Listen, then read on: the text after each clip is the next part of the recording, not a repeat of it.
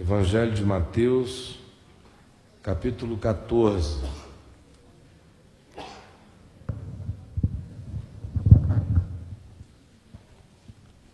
Nós vamos ler do verso 22 até o verso 33. Logo a seguir, compeliu Jesus os discípulos a embarcar e passar adiante dele para o outro lado, enquanto ele despedia as multidões. E despedidas as multidões, subiu ao monte a fim de orar sozinho. Em caindo a tarde, lá estava ele, só. Entretanto, o barco já estava longe, a muitos estádios da terra, açoitado pelas ondas, porque o vento era contrário. Na quarta vigília da noite, foi Jesus ter com eles andando por sobre o mar. E os discípulos, ao verem-no andando sobre as águas, ficaram aterrados e exclamaram: é um fantasma. E tomados de medo, gritaram.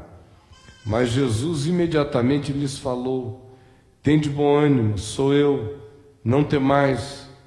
Respondendo-lhe Pedro, disse: se és tu, Senhor, manda-me ir ter contigo por sobre as águas. E ele disse: vem. E Pedro, descendo do barco, andou por sobre as águas e foi ter com Jesus. Reparando, porém, na força do vento, teve medo. E, começando a submergir, gritou: salva-me, Senhor! E prontamente Jesus, estendendo a mão, tomou e lhe disse: homem de pequena fé, por que duvidaste? Subindo ambos para o barco, cessou o vento. E os que estavam no barco adoraram, dizendo: verdadeiramente és o Filho de Deus.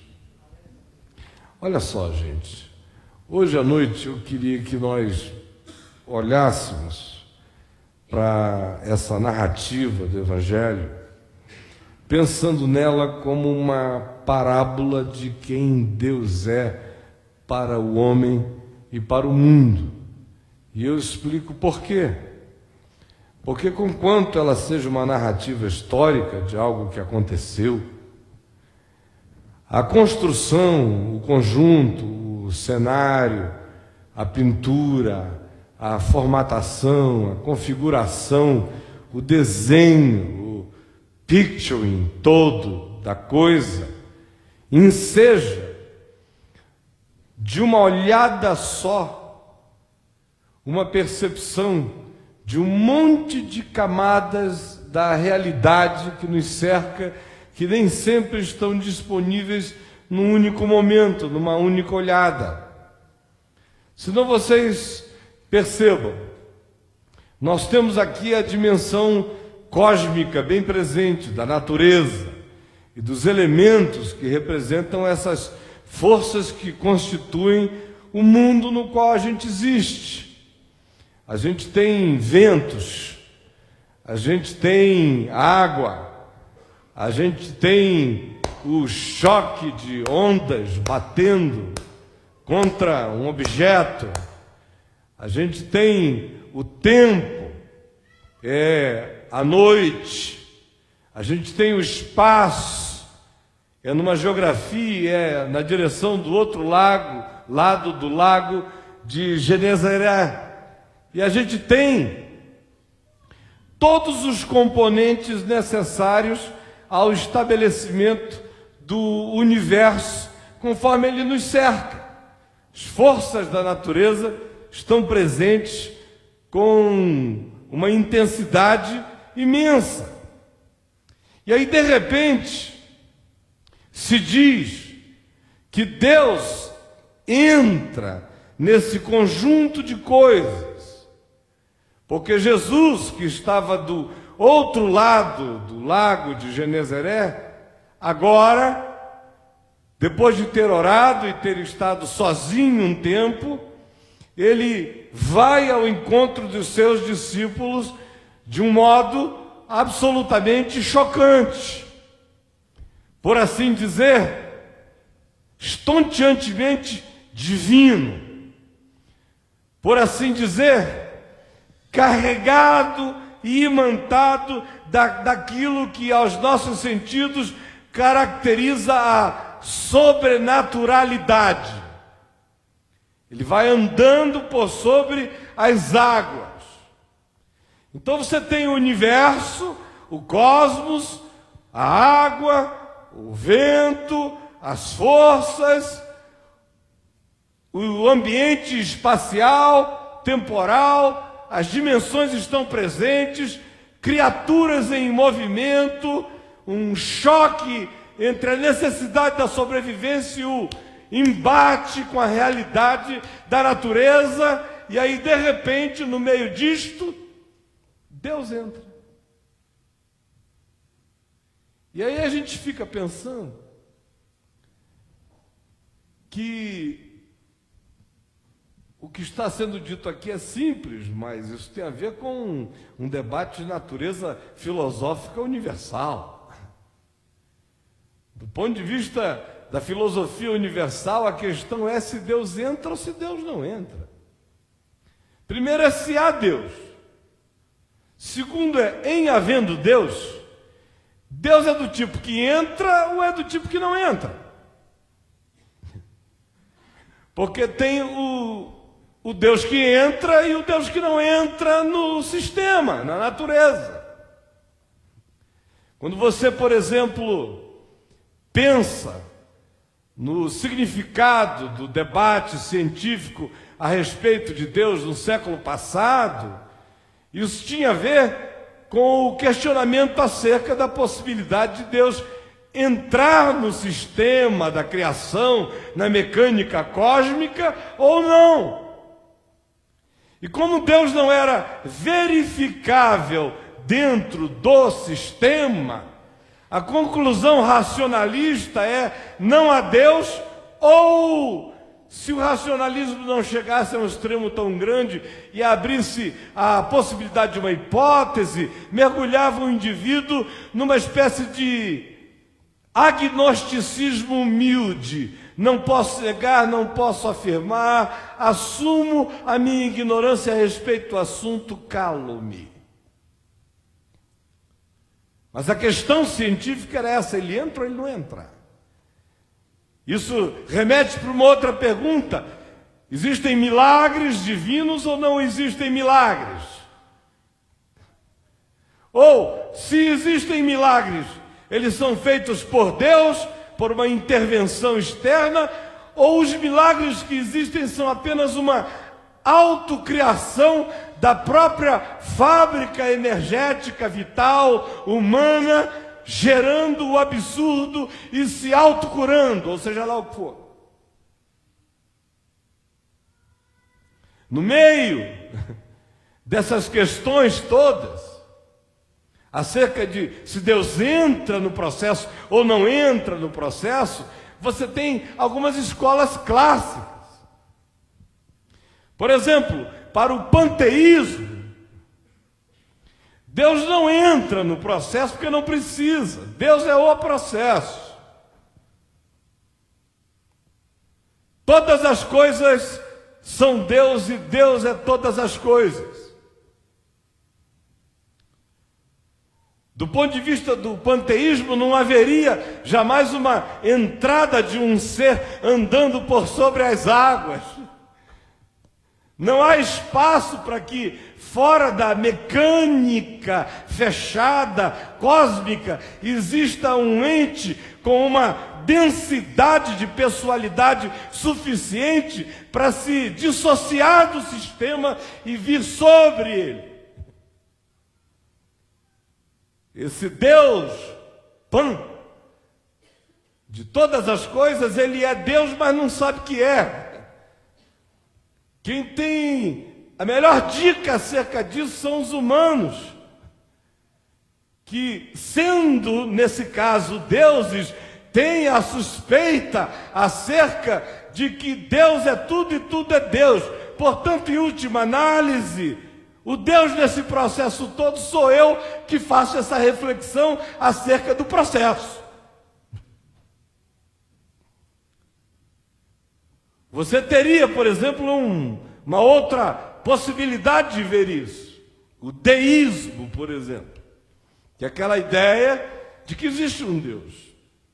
E ele veio e criou todas as coisas, seja pelo processo que ele tenha escolhido, e não importa o processo, mas ele teria criado todas as coisas e feito todas as coisas se engrenarem de tal forma que elas são autossustentáveis. Isso é o cosmos. E uma vez tendo feito isso, ele se ausentou do processo. E ele não interfere nunca mais. Ele simplesmente declarou está feito e virem-se. Agora é com vocês. É o jogo frio. E é apenas uma questão de como é que vocês terão, na melhor das hipóteses, a sabedoria para lidar com o contraditório e o chocante na existência e com as forças esmagadoras que frequentemente assolam aquilo que nós chamamos de minha vida. Ou se você pega uma outra visão, uma visão que hoje em dia está muito na moda, porque o humanismo, que ressurgiu em alguma perspectiva no final do século XX e que se transformou na consciência pós-moderna desse nosso novo século, ficou num conflito enorme em relação à pessoa de Deus e o sofrimento humano na história. E aí eles resolveram construir um novo Deus, um Deus cristão, um Deus que não sabia, um Deus que criou e foi levando susto.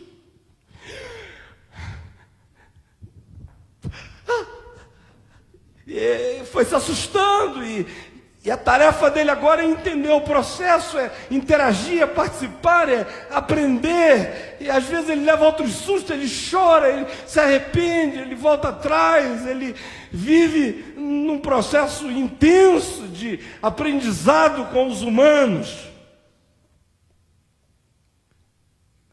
A chamada teologia relacional ou do processo,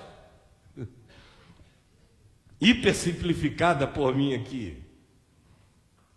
Ou uma visão animista.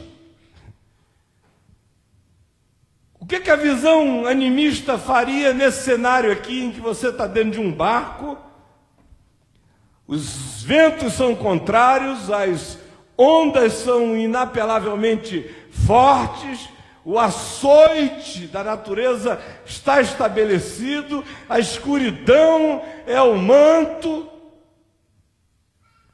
e o medo se instalou e a impotência tomou o comando. E aí, de repente, o que você faz nessa hora se a sua visão é animista? Uma visão animista da vida iria emprestar significado aos elementos em si. Então, ia ter que alguém iniciar uma barganha com a deusa da água. Vamos negociar, vamos fazer um altar aqui. Agora, quem sabe, é a hora da Iemanjá, ou o Deus do vento, ou o Deus de qualquer outra dimensão, do ar. Porque cada uma dessas coisas estaria imantada de Espírito Divino. Agora, o extraordinário é que, nesse cenário que eu acabei de ler aqui, que a gente acompanhou de Jesus, compelindo os discípulos e depois indo atrás deles, que estão em apuros no meio do lago de Genezaré, para socorrê-los, e com tudo mais que acontece, o que a gente tem é um quadro parabólico extraordinário da relação de Deus com a natureza, com o ser humano e com a vida. O que é uma coisa, às vezes, difícil da gente discernir quando é pintada de modo apenas conceitual, mas aqui há um cenário para a gente compreender isso tudo. Nós temos aqui a descrição histórica e parabólica de quem é Deus para os homens, para a natureza, para o mundo, para todos nós, no conjunto das coisas. Primeira coisa que o texto do Evangelho nos diz é que tudo isso é estartado por uma ação de Jesus que compele os seus discípulos a passarem para o outro lado. Ele não só entra, mas ele tem o poder de compelir, de impelir, de provocar, de incitar. Ele não só entra no processo para andar sobre as águas, mas ele entra no processo também para mexer com a natureza, com a consciência, com o desejo, com a volição. No nosso meio parece que só quem tem esse poder é o diabo. Vocês já prestaram atenção? O diabo é que tem esses superpoderes, o diabo é que tenta, o diabo é que fala, o diabo é que perturba, o diabo tem uma força danada, mas parece que Deus não fala, Deus não diz coisa nenhuma. Mas nessa visão aqui, Deus compele. Ele compunge, ele incita. E o extraordinário é que ele compele a vida para o encontro da experiência. Ele manda os caras irem para a experiência. Extremamente diferente do Deus da religião, que faz com que o indivíduo tente a todo custo evitar a experiência do existir. Se pudesse, prenderia as pessoas numa cerquinha de criança.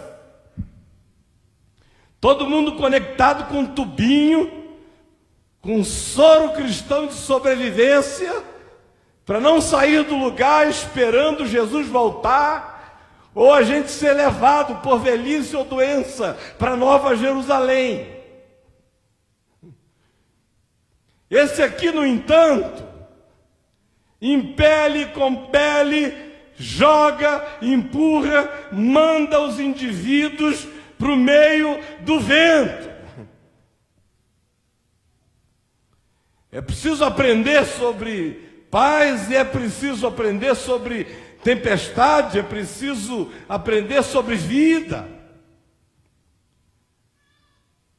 E aqui o verso 24 diz que nesse caso a natureza era contrária à viagem. O que você encontra é Deus impelindo o indivíduo para uma situação no qual a natureza vai ser contrária ao fluxo dele. E é uma coisa que para nós parece quase sempre inconcebível. Quando isso acontece, a gente larga logo, está amarrado, não é mesmo? Está amarrado. Já lhe passou pela cabeça que essa tempestade pode vir do Senhor? Já lhe passou pela cabeça que essa noite escura pode ser o cenário que Deus construiu? Já te passou pela cabeça que essa tempestade pode ser hálito divino? Já te passou pela cabeça que o que acontece à tua volta pode ser algo que foi construído, estabelecido, permitido, consentido, realizado em última instância pelo próprio Deus e não pelo diabo? Compeliu-os a ir contra uma natureza que lhes era contrária. Você quer botar o indivíduo na contramão. E a gente pode imaginar que a vontade de Deus coloque alguém contra ventos. Para nós parece que a vontade de Deus só sopra na direção em que todo santo ajuda. Mas na hora em que ela compele o indivíduo para dentro daquilo que é natureza antagônica, parece que foi um equívoco às vezes. Aí a próxima cena no meio disso tudo é Jesus andando sobre a natureza, sobre as águas, vindo na direção deles. E aí a visão de alguém que chega sobre a natureza das coisas foi interpretada por eles de um modo espiritualista. porque eles disseram, é um fantasma. O interessante é que o que subjaz na alma de todo ser humano, lá no fundo, é a latência do paganismo. Porque esses indivíduos conheciam Jesus, eles estavam vindo da multiplicação dos pães e dos peixes. Já tinha rolado muita água embaixo da ponte, eles conheciam Jesus de muitas formas e de muitas maneiras, andavam juntos, eram amigos, estavam com Jesus do outro lado, milagre era uma coisa que eles conheciam, mas de repente, eles foram levados para um limite novo, para algo impensável, imponderável, para além do que eles tinham experimentado até então, e o choque dessa presença que entra na natureza, no mundo, no sistema, que tem poder sobre isso, que pode invadir, que pode botar a mão, que pode andar sobre, que pode ir na direção da gente, que pode vir de modo inusitado e impensável. Isso, quando chega, está para além de tudo quanto antes eles tinham concebido ou experimentado. Então, a primeira interpretação espiritual que brota é pagã. É um fantasma. Lembrou da avó, da tataravó, do casarão mal assombrado. Lembrou de todas as visagens. Geralmente o que acontece com quem segue a Jesus é que regularmente quando o cara dá de frente com o absolutamente novo da invasão de Deus na nossa direção, parece que o choque é tão grande que o que faz brotar de dentro de nós é uma interpretação pagã das coisas. Foi a primeira interpretação, foi essa, é um fantasma. O cara na mesma hora lembrou do tempo que ele batia tambor, é um fantasma. Vocês nunca viram pessoas que confessam todas as coisas acerca de Jesus, que são de Jesus, que estão cobertas por Jesus, que estão sob o senhorio de Cristo? Agora, faz uma lâmpada estourar assim, na hora que a pessoa estiver na sala, conversando com os amigos, dizendo assim, então eu discerni que aquilo era obra do diabo. Aí a lâmpada faz pim! Aí o cara, ele já entra ali no maior pânico, aí já começa, ai meu Deus, ele não sai. E se alguém começar a contar uma história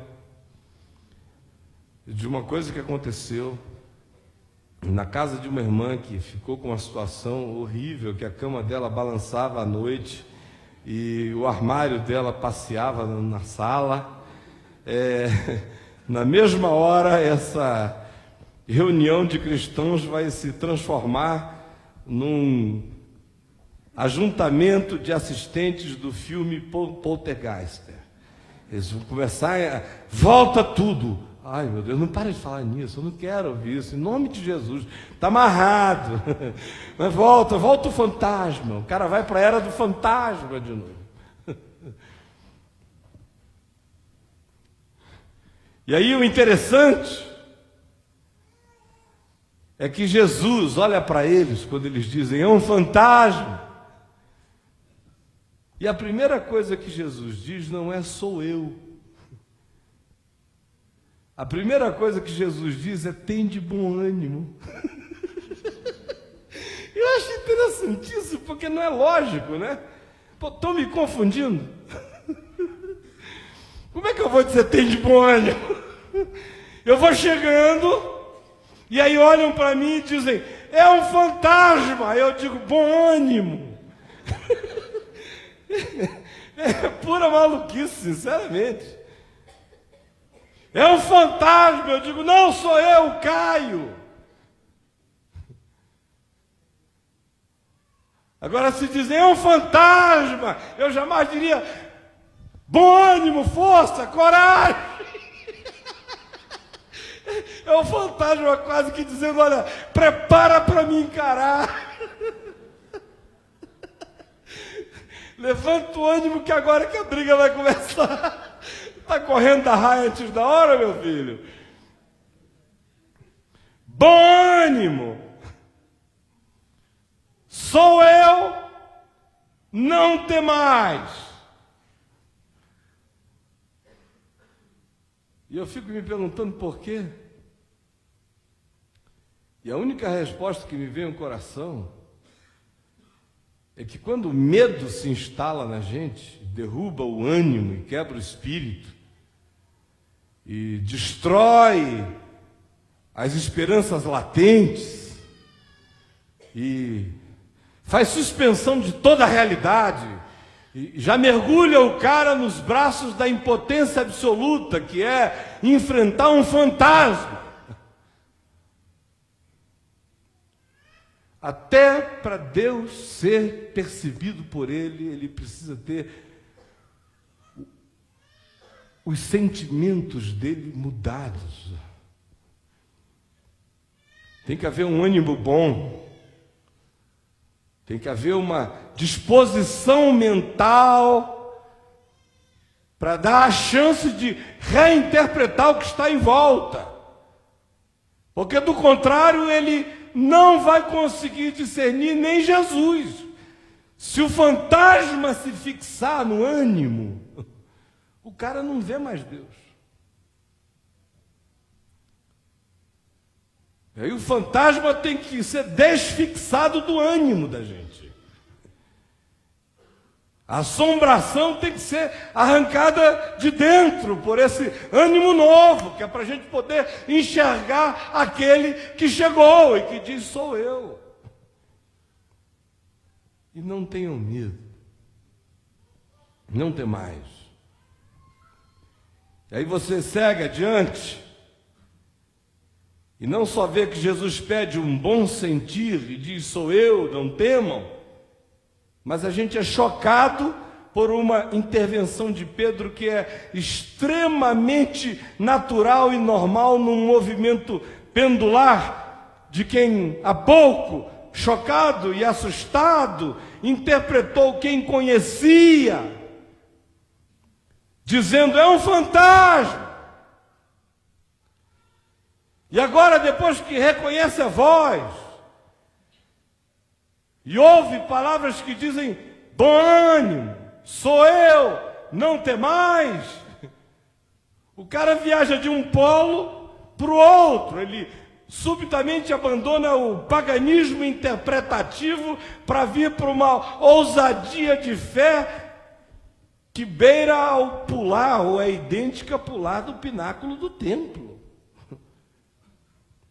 Meu Deus, como é que o cara foi capaz de, que ainda há pouco está dizendo, é um fantasma? E agora Jesus diz, tenham bom ânimo, não temam, sou eu. E ele virá-se e dizer, Senhor, se és tu, manda-me ter contigo andando por sobre as águas. Eu acho extraordinário. Ou é 8 ou é 80. Ou o cara está no despacho, ou ele está dizendo para Deus que a santidade de Deus é pequena. Olha, se és tu, manda-me ter contigo andando por sobre as águas. E ele ousa trazer essa proposta, e ele ousa crer que sobre a palavra de Jesus o homem pode andar sobre as águas. E Jesus não disse, não, fica aí. Jesus disse, vem. É tudo muito doido, né, minha gente? Um bando de maluco no céu e na terra. Aí Jesus chegou e disse, vem. Aí o Pedro saiu, igual o Indiana Jones, naquele filme que ele tem que andar pela fé no invisível, lembra? Eu não entro nessa não, senão me estabaco aqui se eu fizer isso agora. Jesus não me disse vem, Jesus me disse fica, Caio, e volta para trás. Vem. Pedro foi. E ele foi olhando para Jesus. O texto é claro, diz que Jesus disse: vem, e foi Pedro andando sobre as águas ter com Jesus. Chegando perto, mas quando ele vai chegando, as ondas não pararam, o vento não cessou, o uivado não se aquietou, o frio não passou, as intempéries não se foram, a realidade continuou idêntica, o mundo era o mesmo, com a mesma água, com o mesmo vento, com os mesmos perigos, com os mesmos ruídos, com a mesma escuridão. Só que agora ele identificara Jesus dentro. E ele vai andando, olhando para Jesus. Mas aí bate, molha, aí dá uma molhada aqui, ele poxa, tá chegando alta essa água. Aí, chegando alta, aí ele olha em volta. Aí de repente ocorre aquele pensamento einsteiniano nele, de físico arrebatado. Ele diz: o que eu estou fazendo andando por sobre as águas? Ele resolve elaborar uma equação física para explicar o ocorrido. E aí ele descobre que ele está em estado de violação natural e começa a afundar. Ele vê que ele está transgredindo a lei. Está transgredindo a lei. Andar sobre as águas é transgressão da lei, que é um direito desse Deus que entra, que é, em quem tudo é, mas para quem ele não é, tudo que nele é, porque ele é o outro, imanente em todas as coisas e transcendente a todas elas. Aí está ali ele. E Pedro olha em volta: se eu estou em transgressão da lei, e começa a afundar, e afundar, e a descer. Aí ele não tem fé para ficar sobre as águas, mas tem fé para não morrer afogado. Claro! Nessa vida, meu irmão, o negócio não é ter fé para andar sobre as águas, o negócio é ter fé para não morrer afogado. Aí quando ele perde a fé para ficar sobre a água, ele afunda, ele ganha a fé para sair do buraco. Ele diz: socorre-me, Senhor, porque eu estou perecendo. E Jesus, baixando, toma pela mão e o ergue. E ambos entram no barco onde Pedro tinha que ter estado. E logo o vento cessou quando eles entraram no barco e foram e chegaram ao seu próprio destino. A fé que anda na palavra pode experimentar o impensável. O que a gente tem que saber o tempo todo é que não é a nossa fé que banca o nosso caminho, não é nem a nossa ousadia de dizer: meus olhos estão fitos em Jesus, que garante o nosso caminho.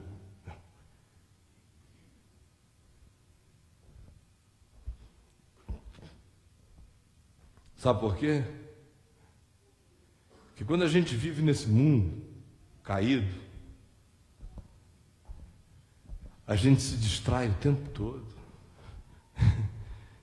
Se fosse depender de mim, de dizer: Jesus, deixa comigo que eu vou botar os meus olhos em ti, não vou me desviar nem para um lado nem para o outro. Deixa comigo porque eu crio em ti e eu seguro. Se a gente tivesse esse poder da indesviabilidade do olhar em relação a Jesus, a gente podia andar sobre as águas para o resto da existência. tudo nos seria possível sempre. O problema é que a gente não tem. Não nos foi dado. Quando o dia está muito quente, eu amanheço mais impaciente. Por que será, hein? Quando está mais frio, me dá uma vontade enorme de trabalhar e de me dedicar à leitura. Por que será, hein? Quando o sol abre, me dá um comichão enorme de banho. Por que será, hein? Quando faz muito frio, cada roupa quente que eu visto parece que é um ato de me cobrir com um ninho gostoso. Por que será? Quando meu filho me liga em angústia, ou minha filha, eu me agito. Por que será? Quando eu tenho uma notícia triste, isso me afeta. Por que será? Quando alguma coisa me desagrada profundamente, isso me irrita e me estremece.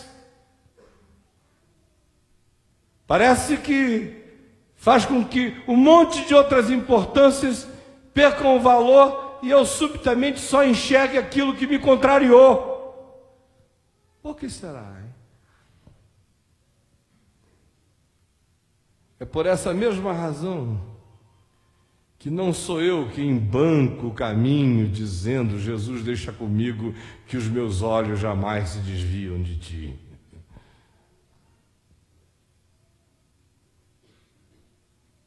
A vida toca, a tempestade sopra, a realidade perturba, o mundo provoca. E o lugar da sabedoria para nós não é andando sobre as águas, é no barco, e de preferência em terra. Mas quando a gente está eventualmente numa circunstância em que o que nos cerca é vento, a menos que algo absolutamente poderoso tenha nascido dentro de você, faça essa pergunta do se és tu, Senhor, manda-me. Eu espero não precisar jamais fazer esta pergunta. Eu espero poder dizer, logo depois que ele diga, tenha bom ânimo, sou eu, não tema, apenas um oba, Jesus. Mas se porventura eu cair na esparrela de dizer, então me prova, e deixa eu ir andando até ti sobre as águas, o que pode acontecer por um tempo, eu vou logo aprender que não acontece o tempo todo, porque as ondas me distraem, a escuridão assusta, a gente leva sustos, e qualquer átimo de distração, quando você está violando a lei, andando aí, nesse chão de milagres da graça, afunda você. E aí surge no coração uma outra fé, que é a fé de todo dia, que é a fé de toda manhã, de toda tarde, de toda noite, de toda hora, que é essa que olha para Jesus não como quem vai andando por sobre as águas, mas como aquele que sabe que em qualquer que seja a submersão, o dilúvio, a tribulação, o açoite, o vento, a tentação, você pode olhar para cima, estender a mão e dizer: socorro, Senhor. Porque Ele te pega com essa ternura maravilhosa e nem diz que você não teve fé, só diz: meu filho, desse tamanho aqui não dá para atravessar o lago, mas eu vou te levar para um lugar bom.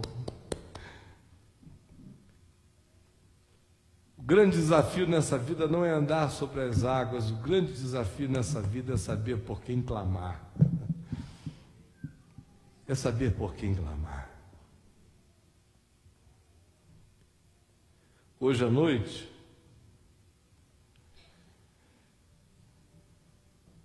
eu não sei como é que você chegou aqui, mas é possível que alguns tenham chegado aqui naquela de quem diz assim: eu sou cristão, mas lá no fundo do teu coração, a tua visão é assim meio deísta. Olha, Deus não está nem aí, não. Está para os outros, mas para mim não. Eu nem conto mais com essa possibilidade. No meu mundo ele nunca entrou. Ou pode ser que você esteja fazendo uns contratinhos com o vento, pagando uns precinhos aí em algum lugar, em alguma esquina, tentando fazer um acordo com as ondas para ver se elas batem mais devagar.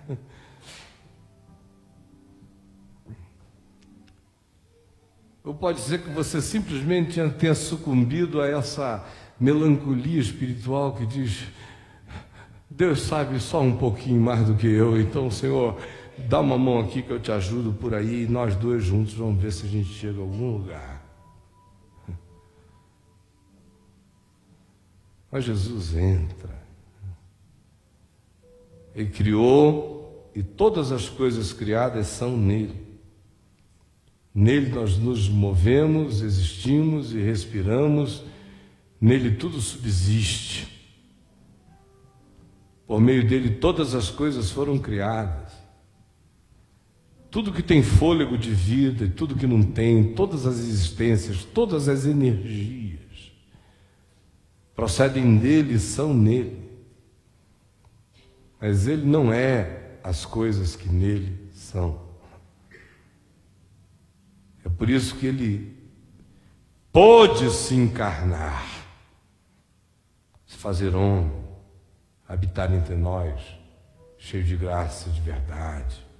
Pôde entrar no tempo, no espaço, na história, no útero da Virgem, nascer, invadir o mundo, andar entre nós, tocar, curar, abraçar, agasalhar, perdoar, exortar, levantar, libertar, trazer da morte, decidir se entregar.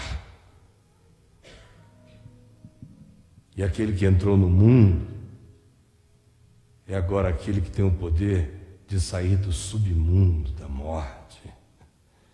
Ele entra e ele sai. Ele é o Senhor de todas as dimensões. A natureza existe, segue seu fluxo, obedece suas leis, tem suas engrenagens. Ele é soberano sobre todas as coisas, ele anda sobre as águas. A água é nele. Ele não é a água, mas a água não é só dele, ela é nele. Mas ele anda por sobre as águas. Ele é aquele que pode entrar no processo. Por isso é que milagres podem acontecer. Por isso é que intervenções extraordinárias são possíveis. Por isso os impossíveis dos homens são possíveis para Deus, porque Deus entra na natureza, no mundo, na realidade, na vida, vem ao nosso encontro, interage, fala, responde, esclarece, levanta o ânimo.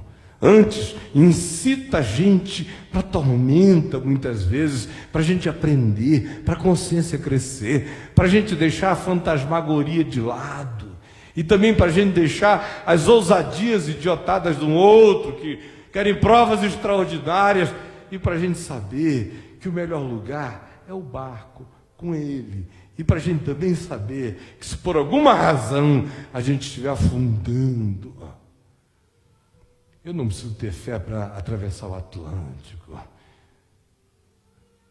Que ele me dê a graça e a fé de ter como primeiro reflexo da consciência sempre olhar para cima e dizer: socorro, Jesus, porque eu estou afundando. Bem-aventurado não é quem sabe andar sobre as águas. Bem-aventurado é quem pode estender a mão e dizer para Jesus, conhecendo Jesus: Senhor, me socorre, porque eu estou afundando. E dele receber socorro, e ambos entrarem no barco e a vida reencontrar o fluxo da normalidade. Às vezes a gente está no meio dessa confusão. Você entendeu o que eu estou lhe dizendo?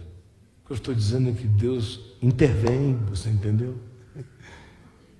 Ele intervém. Isso aqui não é historinha do Evangelho, assim, para dar uma animadinha na gente, umas coisinhas assim de Hércules. Vejam como meu Deus tinha um poder. Aí você vê que os cristãos perguntando para os budistas: Buda andou sobre as águas? Todo mundo na queda de braço.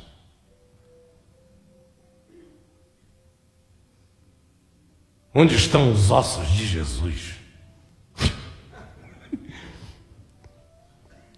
Os de Maomé eu sei onde estão.